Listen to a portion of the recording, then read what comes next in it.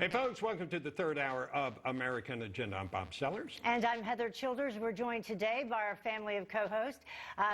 New Jersey 101.5 radio host Bill Spadia, along with attorney and Democratic strategist Kelly Hyman, and co-chair at Project 21 and host of Stacy on the Right, Stacy Washington. Thank you all for joining us for this hour. You know, the Democrats, a lot of folks saying they moved extremely quickly to draft articles of impeachment against the president without a hearing. And they rallied the House to vote within just a few days. So the question is, was this all just political theater, or was President Trump's impeachment in fact justified? And now let's bring up our panel to discuss and begin with Bill. What do you think? I think that the minute you heard them talk about the words, quote, fight like hell as an impeachable offense, how many of us in politics would be in trouble today if you couldn't say that? The whole thing, as you said, Heather, it's totally political theater. I mean, there are now at least 2 speeches that the president gave and videos that were put out on social media and subsequently taken down that have him talking about peaceful protests, telling people to calm down, go home.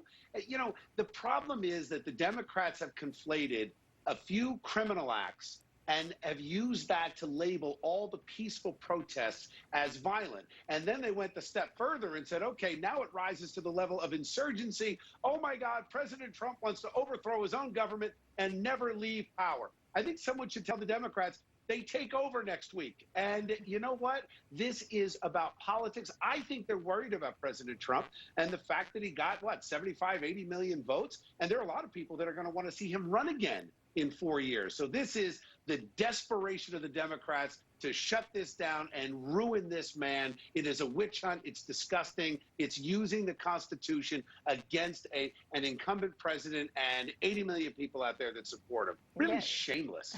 Kelly, you are a Democrat up today, so respond to that. Well, there's a lot to respond to, Heather. It's first off, it's not a witch hunt. People should be held accountable for their own actions. President Trump incited the people. They went into the Capitol. They broke in. The people that were there were fearing for their life, and people need to be accountable. And we have to remember, when the hearings happened, we had a bipartisan. There were Republicans that supported impeaching Trump, and even there's allegations that Mitch McConnell potentially will support impeaching Trump when it brought forth in the Senate. So we're going to have to see what happens with that. But, Kelly, fair enough, though, he did say he wasn't sure how he was going to vote. Don't you think Mitch McConnell's playing politics, too? I think Mitch McConnell wants to save the Republican Party from Trump. And so I think that's one of the reasons why he knows, and that's one of the reasons why the Republicans lost Georgia.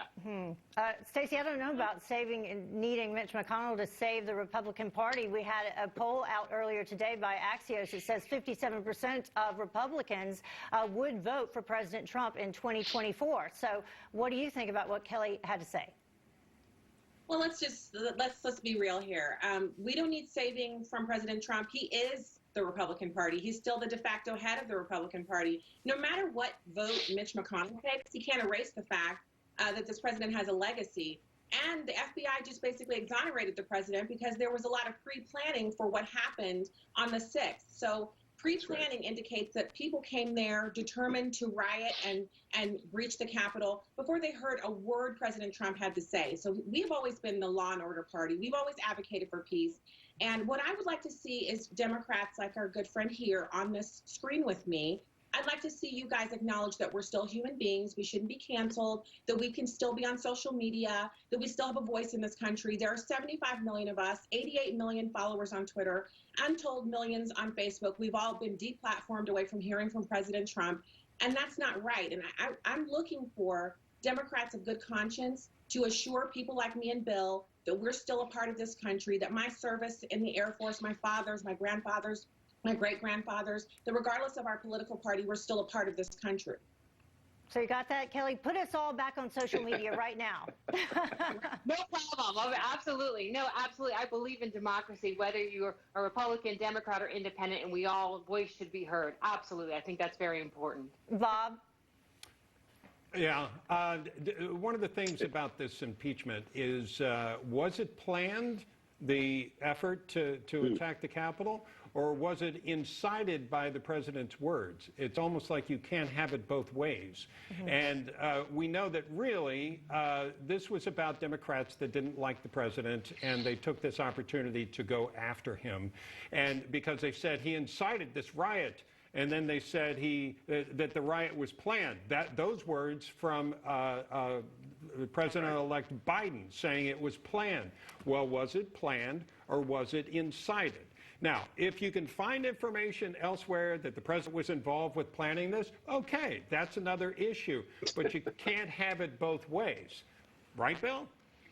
Well, not only that, Bob, but, I was going to ask you, where's their evidence? They have two videos that the president put out, one that was taken off of social media. You can't find the president anywhere on the internet. And if he incited a riot, you would think their best evidence would be to run that on a loop constantly, reminding the American people that the president was complicit. But instead, it's so Orwellian. You've got the president calling for a peaceful protest, and then the Democrats and their shills in the media backing it up, nobody playing what the president actually said. And I think that's the biggest problem here. Yeah, and you can't go on the internet, as you said, anywhere and find it because they've censored it and taken it all off.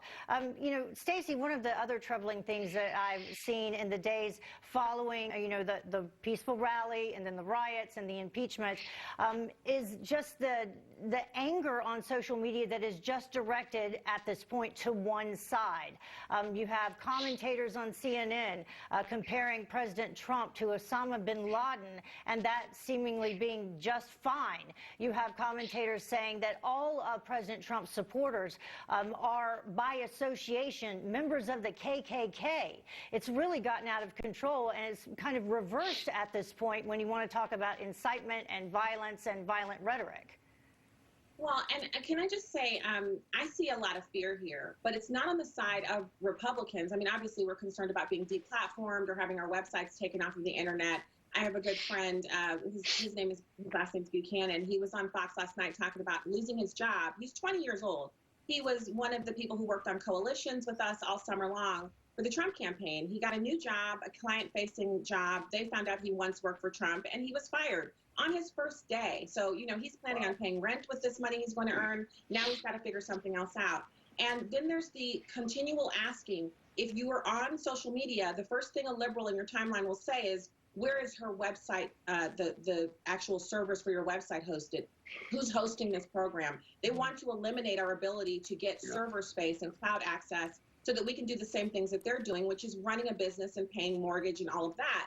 And Maxine Waters said something that I found fascinating. I aired it on my program on Sirius last night. She said, these people, we don't want them. Trump basically ruling over them from the private sector and them running all over the country, causing mayhem.